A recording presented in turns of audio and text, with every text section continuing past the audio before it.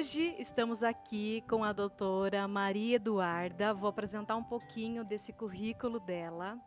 Uma profissional com conhecimento científico, uma escuta humanizada e uma visão profunda sobre saúde mental. Médica, psiquiatra, formada pela Santa Casa de São Paulo, com atuação clínica e, além da atuação, é diretora da Clínica Maia Prime em São Paulo. Palestrante em congressos e eventos de saúde mental. Bem-vinda, doutora. Muito obrigado pelo convite. Muito obrigado pela sua disponibilidade de estar aqui no programa Processos que Inspiram. Gratidão. Muito obrigada, Vanessa, querida. É um prazer estar aqui com vocês. Amei essa apresentação. Fui pega de surpresa. Muito obrigada. Ótimo. E hoje vamos falar sobre a síndrome de burnout, né? A doutora tem uma vasta experiência, então hoje o programa vai trazer e desvendar o que é os sintomas, os processos, o que ela orienta, enfim, né? Então, para começar, o que seria a síndrome? A síndrome de burnout, Vanessa, ela hoje em dia tem se falado muito disso, porque a gente tem visto muito nexo causal entre ambientes de trabalho adoecedores e a busca de consultas psiquiátricas. E o burnout, segundo o CID-11, que é a Classificação Internacional de Doenças, ela não é uma doença, ela é um fenômeno ocupacional. Então, precisa estar ligada ao trabalho. E essas pessoas, elas começam a apresentar um esgotamento físico e emocional. Então, às vezes, elas até têm uma boa noite de sono, mas elas não se sentem suficientemente descansadas, elas têm menos energia. O que antes demandava pouca energia, elas faziam quase que automaticamente, agora elas se sentem fadiga, cansaço, tudo é mais difícil para elas fazerem. Além desse esgotamento, a gente nota um distanciamento. Então, o que antes elas viam como sentido, propósito, elas tinham muito prazer em fazer aquele trabalho, elas começam a agir com frieza, para elas tanto faz, assim, é quase que cumprir o horário, elas seguem no automático. E também tem a queda do desempenho, que às vezes é psíquico ou às vezes é real. Então, elas veem que elas não estão mais funcionando tanto que elas funcionavam antes, elas não estão produzindo mais como elas produziam e elas têm prejuízo da concentração, se sentem insuficientes, às vezes incapazes, e isso vai minando a autoestima e com isso que elas acabam adoecendo, que parece muito uma depressão, mas na depressão isso engloba outros fatores da vida. E no burnout a gente vê que, por exemplo, fora do ambiente de trabalho, ou quando ela tira férias, ou se a gente tira esse fator estressor do trabalho, elas melhoram. Okay. Então, a gente como psiquiatra faz essa investigação e juntamente com o médico do trabalho que a gente define se é um caso de burnout. Tá. E qual é a diferença de estresse e burnout? Estresse é uma coisa que todo mundo tem. Né? Assim, toda a humanidade. A humanidade, né? Desde quando a gente. Só o bebê, que não precisa. Não tem obrigações, não tem responsabilidades. Na verdade, às vezes até o bebê, ele precisa chorar para receber o leite. Então, o estresse faz parte da vida. Né? Acontece algum evento difícil, alguma coisa deu errado, é natural a gente ficar um dia, dois mais estressada. Se a gente tem um compromisso muito importante, é natural a gente até se adaptar, ficar dormindo mal, ficar mais ansiosa, mas a gente se autorregula. Então, assim, em horas, dias, isso passa e a gente volta a ficar bem. Né? Então, assim, eu falo que é elástico. Então, quanto maior o fator estressor, maior vai ter que ser a nossa capacidade e ter ferramentas e habilidades para lidar com aquilo. Então, é elástico, mas é autolimitado. Então, se isso está se prolongando, assim, por semanas, até meses, a gente já pode estar pensando no burnout. Entendi. Exato. Ótimo. E, no caso, o burnout hoje, ele é considerado e classificado como uma doença? Segundo a CID-11, não. Ele é um fenômeno ocupacional. A gente trata né? Às vezes os pacientes, assim, eles já estão muito sintomáticos, então a gente entra até com alguma medicação psiquiátrica, mas para fins de relatório médico, para laudos, isso é tratado como um fenômeno ocupacional. Então, apenas o psiquiatra assistente não pode fazer esse diagnóstico, né? O ideal é que o médico do trabalho avalie se de fato o fator estressor é aquele ambiente e que seja isso que esteja causando aquilo no paciente. Então, é um fenômeno ocupacional. Entendi. E quais são os primeiros sinais que geralmente as pessoas ignoram e seguem adiante, não dando atenção? Olha, Vanessa, no consultório, falar dos primeiros sinais, isso é o que é mais pela minha prática clínica. Sim. Muitas vezes são pessoas que chegam no consultório, já passaram por outros médicos, por enxaqueca, dor de estômago, dor no corpo, insônia, cansaço frequente, elas não veem mais sentido naquilo que elas estão fazendo. Então, assim, já passaram em outros profissionais para ver se era alguma coisa física que estava acontecendo, né? Porque muita gente não escuta o próprio corpo. Sim. Então, assim, às vezes elas chegam com sintomas físicos até alguém falar que é psiquiatra. E porque existe o estigma de achar que o psiquiatra é só para quem está gravíssimo, sendo que não. Né? Depois que eles saem da primeira consulta, eles até falam, nossa, nunca imaginei que era uma consulta médica como qualquer outra. Sim. Então, assim, o corpo começa a dar sinais. Então, se a pessoa está se sentindo cansada constantemente, se antes ela tinha muito prazer, envolvimento no trabalho, e ela não está mais fazendo aquilo com prazer, com interesse, exato, isso está se perpetuando, podem ser os primeiros sinais. É natural, alguns dias a gente não está tão motivada, né? Mas se ela perde esse entusiasmo pelo que antes era importante, e o corpo começa a falar, são os primeiros sinais. Perde o sentido da vida. Exatamente. Aí acaba entrando e pode entrar numa depressão? Pode. O burnout pode levar à depressão. Então, se a gente não diagnostica logo, isso pode levar a transtornos de ansiedades, a ataque do pânico, a uma síndrome depressiva, e aí a pessoa ela tem uma alteração no funcionamento global, com a família, consigo mesma. A gente vê é muito comum a pessoa começar a usar algumas formas de compensação para aquele sofrimento. Então, ela bebe mais, fuma, começa a comer alimentos mais calóricos. Então, os pacientes eles chegam assim com um peso bem mais elevado do que eles tinham, sedentários, não tem mais prazer de ficar com a família, né? Então a gente vê que isso vai gerando outros transtornos psiquiátricos e, infelizmente, esse é o momento que eles buscam um acompanhamento médico. E aí já envolveu tudo. E a orientação da doutora, quando chega um paciente já nesse estágio, que a maioria já chega nesse estágio, né? Quais são as orientações? Aqui, Vanessa, eu gosto muito de mitologia grega, né? As peças de teatro, tanto da mitologia grega quanto de Shakespeare, até os animes, mangás, eles são uma projeção do nosso inconsciente. Então, aquilo que a gente tem lá dentro, às vezes como nossa sombra, a gente não reconhece, sofre, a gente vê isso num filme ou num teatro, a gente se identifica e isso traz um alívio, é catártico fazer isso. Então, aqui eu vou trazer uma história da mitologia grega, que é de Ícaro e Dédalo, que eu exemplifico isso para os meus pacientes. O Dédalo é o pai de Ícaro, eles estavam presos numa ilha, e o Ícaro, ele era brilhante, ele era um inventor brilhante. E para eles conseguirem sair dessa ilha, o Dédalo ele criou asas com penas e cera.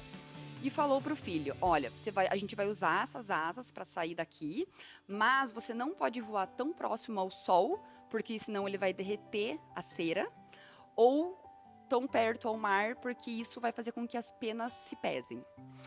E Ícaro, quando ele começou a voar, ele ficou tão entusiasmado, ele achou aquilo tão fascinante, tão extraordinário, que ele voou alto demais. Então, esse mito ele é muito associado à desobediência dos pais, mas a parte fundamental aqui é essa, que ele voou tão próximo ao sol que as penas queimaram, se desfizeram, ele caiu abruptamente no mar e morreu. Enquanto Dédalo conseguiu manter um equilíbrio entre o sol e o mar, E com isso, o Ícaro, ele simboliza assim, o fascínio pelo extraordinário, por tirar 10 sempre, por só alçar voos e não ter um equilíbrio. E Dédalo, muito sábio, significa a coragem e a potência de ser uma pessoa equilibrada e possível. Né? Porque não dá pra gente tirar 10 sempre. Né? A gente, às vezes, tira 10, 7, 8, é melhor que a gente se mantenha num equilíbrio e a gente consegue ser constante. Né? Se a gente sempre quer tirar 10, isso não vai se sustentar, vai vir a queda abrupta. Então, a gente precisa conciliar o trabalho com a vida pessoal, com a saúde física, com a saúde mental, porque tudo bem, tem fases da vida, recém-formado, está investindo numa nova carreira, que a gente até foca mais no trabalho. Mas é como se fosse um pódio, né? Em primeiro lugar, só cabe um elemento. Isso tem que ser rotativo. Então, com esse equilíbrio, a gente consegue manter uma constância no trabalho. Né? Eu sei que às vezes a pessoa ela tem um eu ideal, um eu de perfeição, só que esse eu não é possível, né? Tem que quebrar, tem que fragmentar esse eu possível do eu ideal. Então, não ir tão bem no trabalho algumas vezes, tudo bem. Né? Às vezes é para proteger outras áreas importantes da vida e conseguir manter aquela constância. Então, o primeiro ponto é tentar desconstruir um pouco isso com os pacientes, de que eles sempre têm que dar o máximo no trabalho.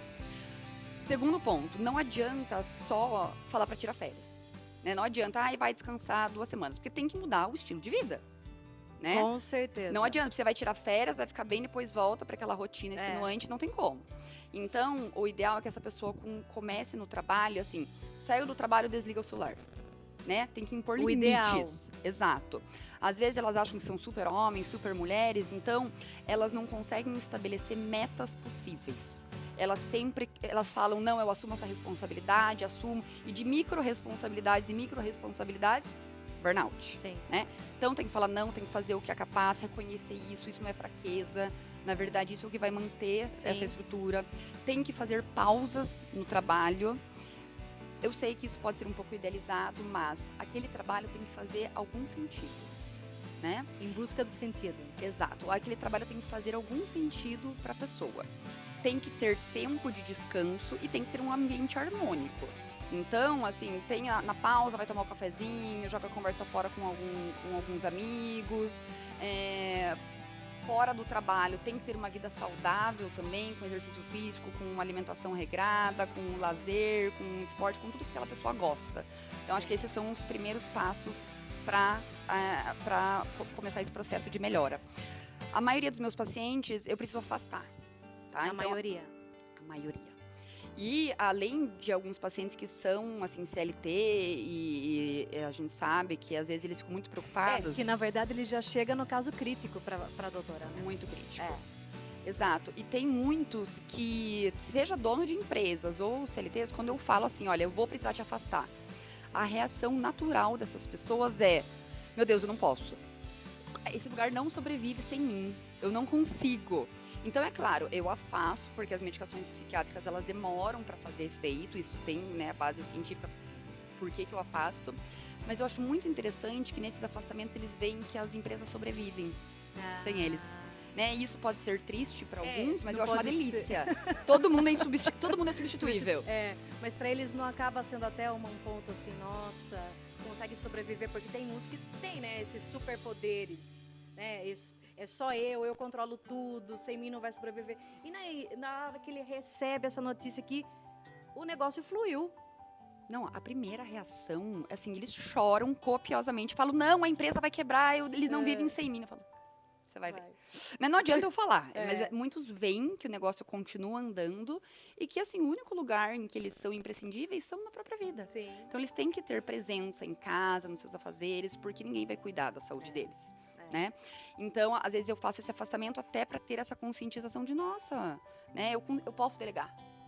Na minha ausência pode ser que façam diferente, mas esse diferente pode até ser bom. E é o que eu vejo muito em homens, né? Porque às vezes tem aquela construção social da mulher que se desdobra, cuida dos filhos, da casa, de toda a rotina, e o homem é o grande provedor, o trabalho. Então esses homens eles até constroem a sua identidade em cima do trabalho. Então às vezes é até um momento interessante para eles verem que na verdade eles não são aquilo. Eles são muito mais que isso. Eles descobrem que eles são excelentes pais. Ou se não forem também, a gente ensina a ser, né? Que às vezes descubro vários excelentes atletas, né? Pessoas que amam viajar, que começam a surgir alguns hobbies, alguma coisa antiga. Que nunca deu atenção. Nunca deu atenção. Então, a gente, na verdade, assim, é um trabalho às vezes árduo, que é difícil você desconstruir essa identidade que é construída no trabalho, no dinheiro, mas muita coisa bonita surge. Mas aí a doutora também tem ajuda de outros profissionais. Tenho. Você acredita? Lógico, a equipe multiprofissional é o que faz todo o trabalho, né? Eu, na consulta psiquiátrica, faço também um fundamento de psicanálise. Quando eu estava na residência, eu estudei muito Freud. E eu diria que a cura está nisso, né? A medicação psiquiátrica, ela ajuda ali nos sintomas, a gente faz o afastamento, mas como eu tenho essa experiência, eu cutuco já em alguns lugares que eu sei que ela precisa rever aquilo e dou essas orientações de que aquilo não é tudo na vida dela.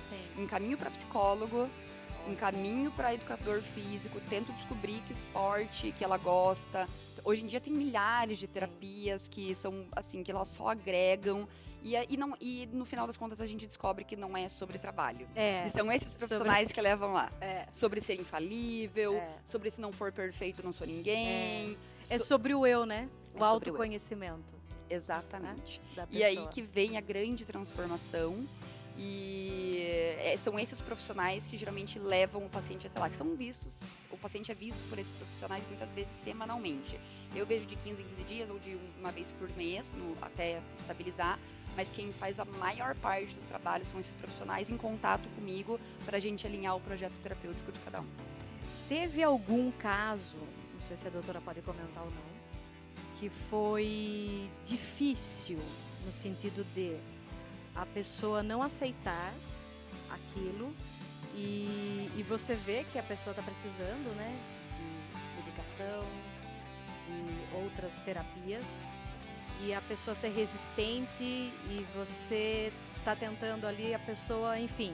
Teve algum caso assim que na vida da doutora que exigiu ir mais além? Milhares. Até da sua profissão. Milhares. Porque o que eu vejo? Porque você trabalha com... A maioria é mais homens. Que entram nesse lugar, sim. Sim. Né? É. A mulher é mais pede fácil. ajuda antes. Né? E não são todas as mulheres que colocam a profissão como algo assim principal na vida. São os homens que geralmente têm essa autocobrança, principalmente aqui em Sorocaba. Mas eu tenho pacientes que eles acham que o psiquiatra vai ser a pessoa que vai fazer eles darem conta daquilo. Do recado. Então, assim, eles chegam com doses altíssimas de benzodiazepínicos para conseguir dormir, para aplacar a ansiedade. Obesos, porque a única coisa de prazerosa é compensação. Fumando muito, porque a ansiedade vai a zero no momento, mas acarreta milhares de outros problemas. E alguns até tentam me convencer que eles têm TDAH, porque eles querem um psicoestimulante. Né? Então, assim, acordar, tomar o psicoestimulante, produzir. E, às vezes, eu chego na consulta, e graças a Deus eu tenho um ótimo vínculo com os meus pacientes, que já aconteceu de falar, olha, se você não seguir as minhas orientações, eu não vou mais te atender. Eu já tive consultas assim, olha, essa nossa consulta, você vai marcar endócrino agora na minha frente. O paciente parar tudo, marcar endócrino para começar a perda de peso, né? E de eu ter que contar comprimido de benzodiazepínico, porque senão ele vai fazer um uso abusivo disso, sem chance de dar psicoestimulante, mas é o meu vínculo que mostra isso, que aquela performance é do eu perfeito, mas não o ideal. E vou mostrando, olha aqui, você já está hipertenso, você já está diabético, você está sedentário. Então, assim, essa semana, inclusive, eu atendi uma pessoa assim que ela vive para o trabalho. E acorda 5 horas, opera até às 11 horas da noite.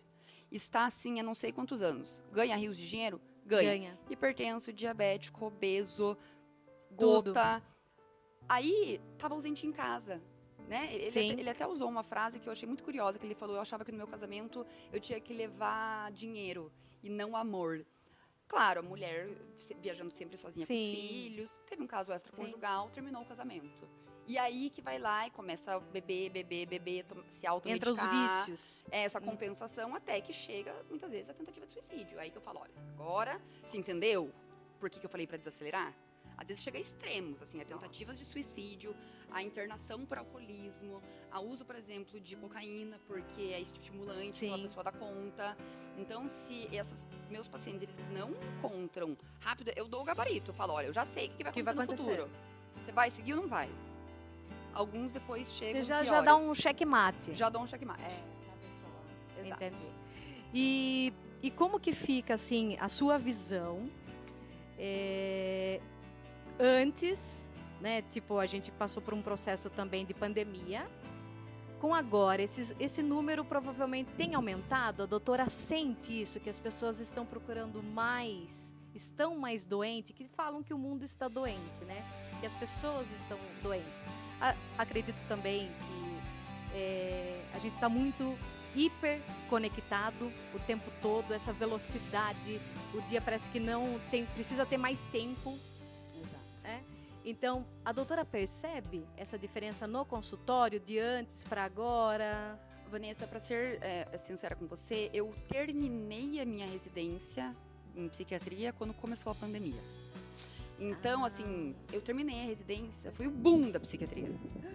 Assim, o consultório, às vezes, e daí com a telemedicina tinha dias que eu tava 11 horas da noite atendendo porque eu tava disponível. Né? Então, assim, eu não sei te falar da minha trajetória pessoal.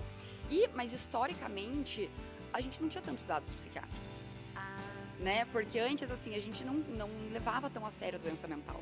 A pessoa é aquela vozinha que ficava em casa, deprimida, na cama. Não sabia o que era depressão, ansiedade, o que era burnout. Hoje a gente tem muito mais informações. Tem muito mais informações. Então, assim, a gente vê que no consultório muitos pacientes já chegam e falam, olha, eu acho que é burnout que eu tenho. Então, já chega com o diagnóstico. Exato. Então, assim, essa desestigmatização da psiquiatria foi muito boa, porque agora a gente diagnostica muito mais. A gente ainda carece de dados históricos de aumento disso. Mas eu acredito que sim, até porque tecnologia tá aí. E uma coisa que eu acho muito curiosa, eu tenho alguns pacientes que moram na Europa e vêm morar no Brasil. Trabalho em multinacional, é transferido de lá para cá.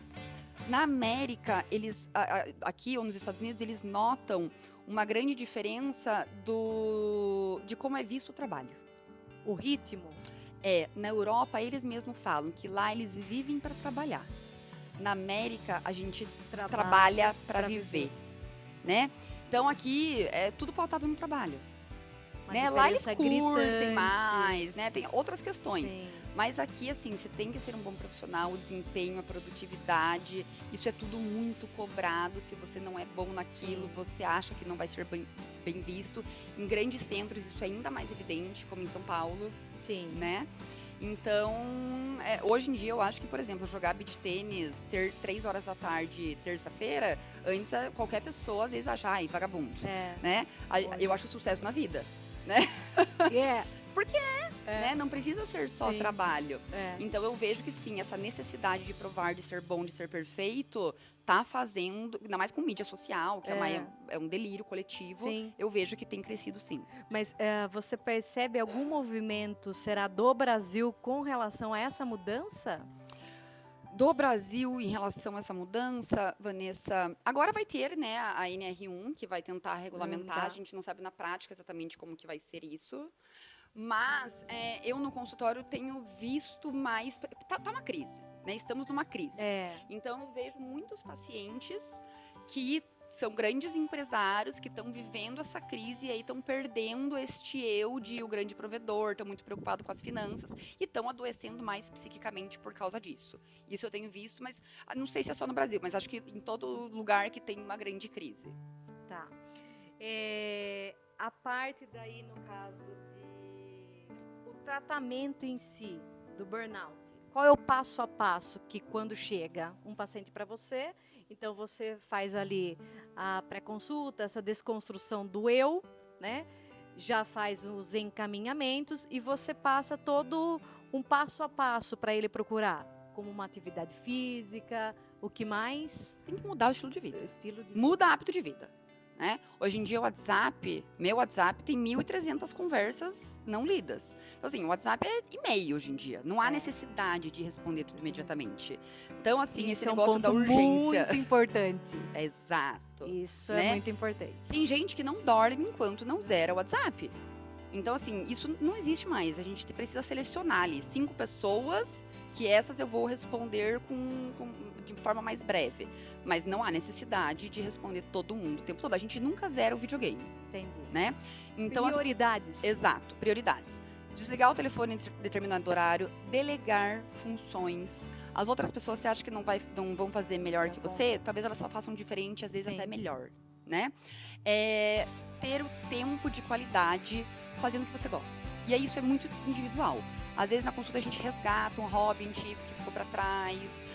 Às vezes a gente tenta identificar o que no trabalho que não tá bom. Então, assim, às vezes eu mando uma carta pro trabalho pedindo para trocar o turno ou a função, para ter alguns ajustes de horário, com pausas. Muitas empresas acatam isso. E tento deixar aquele ambiente, assim, melhor e principalmente a vida pessoal. Às vezes também, muitas vezes eu medico, tá? Porque às vezes essas pessoas já não estão dormindo bem, estão mais ansiosas. Então, às vezes o remédio, ela faz com que ela enxergue com mais clareza que aquilo que está deixando ela ansiosa, na verdade, não tem porquê, né? É uma preocupação excessiva que não necessita de tanta energia drenada. Sim, ótimo. E qual seria, então, o último recado que a doutora gostaria de passar para as pessoas que vão assistir, né? Esse vídeo, essa questão sobre a síndrome. Qual a sua principal orientação hoje? E já fala também onde a doutora está atendendo, né? Aqui em Sorocaba, em São Paulo, enfim. Eu atendo aqui no consultório na Salute, na Clínica Salute, e atendo a partir dos 16 anos. E a dica que eu gostaria de finalizar é falando sobre ouvir o próprio corpo. Né? A gente esquece que a gente tem um corpo, a gente acha que é só aqui. Mas às vezes as doenças, elas não começam já na insônia ou na crise de ansiedade. Elas começam no comer exagerado, na busca por substâncias psicoativas, seja para dormir ou para ficar mais acelerado, na dor de estômago, na dor no corpo, na dor muscular, na dor de cabeça frequente. Algo assim que ela tem que sentir o que não está indo bem. E quando algo não vai bem, ela tem que olhar para aquilo. E, às vezes é muito doloroso a gente ver, mas às vezes é um trabalho que não tem mais nada a ver com você, que não faz mais sentido, você já cumpriu o seu ciclo ali. Então, assim, transições podem acontecer em qualquer momento da vida. Vanessa é um grande exemplo disso. Admiro muito por isso, né? A gente tem que fazer o que faz sentido pra gente, né? Aquilo que a gente acorda todo dia pra fazer, às vezes só o ganho financeiro que aquilo vai ter não é suficiente. Então a gente tem que ver algo além daquilo. E quando não é possível, tudo bem, pode ser para sustentar o seu estilo de vida. Mas lembrar que não dá para sempre tirar nota 10. Então, às vezes, aceitar que nunca vai ser perfeito, que ser nota 7 tá tudo certo, que existem outros parâmetros da vida que você é muito importante, talvez muito mais que no trabalho. Aprender a relaxar. Relaxamento é obrigação, né? Sono é obrigação, lazer é uma coisa obrigatória para a família, para as pessoas, para as famílias. Então, o trabalho ele não pode permanecer no pódio em primeiro lugar pela vida toda. A gente precisa fazer sempre essa rotatividade para que haja um equilíbrio e assim o bem-estar.